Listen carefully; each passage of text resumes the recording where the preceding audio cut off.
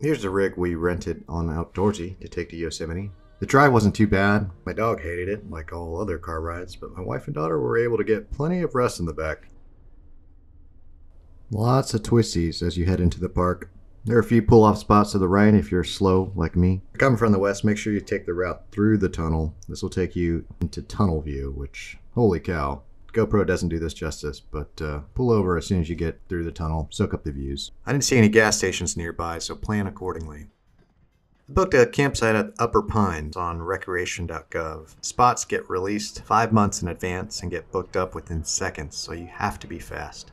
Getting around Yosemite can be a pain, especially if you're driving a car. Most of the roads are one way, with very few spots to turn around. Biking is definitely the way to go. You can bypass traffic, hop on and off the trails. You can also ride on the roads where vehicles are prohibited. No hookups at the campsites, but there's a dump station with potable water for your freshwater tanks. You never want to take a shower when you go camping. It's past your bedtime. 12 a.m. Okay, you sleep right here, okay? The Upper Pines campsites are pretty spacious. There are a lot of people, but it didn't feel too cramped, even with 6 people at our campsite. Cell phone service is pretty dicey. We didn't have any service at the campsite. Starlink wouldn't even work, so no YouTube videos for my daughter. First world problems, I know. I want to play fetch. 6 a.m. to get on a walk already.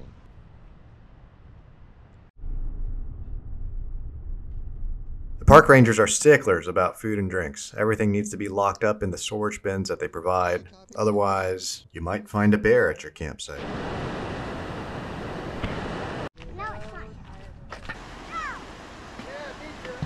Yosemite Falls is probably the biggest attraction. There's a shuttle service that can drop you off. If you're on a bike, you can pretty much bike all the way to the base of the waterfall and walk the rest of the way there. Lots of tourists here. We got there around 8 a.m. and it was packed, as you can see here in the video.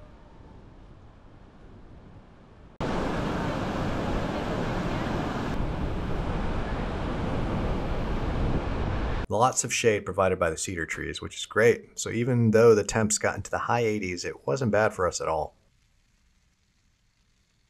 There are a few bugs, some mosquitoes here and there, but nothing like the West Nile mosquitoes we get here in Houston.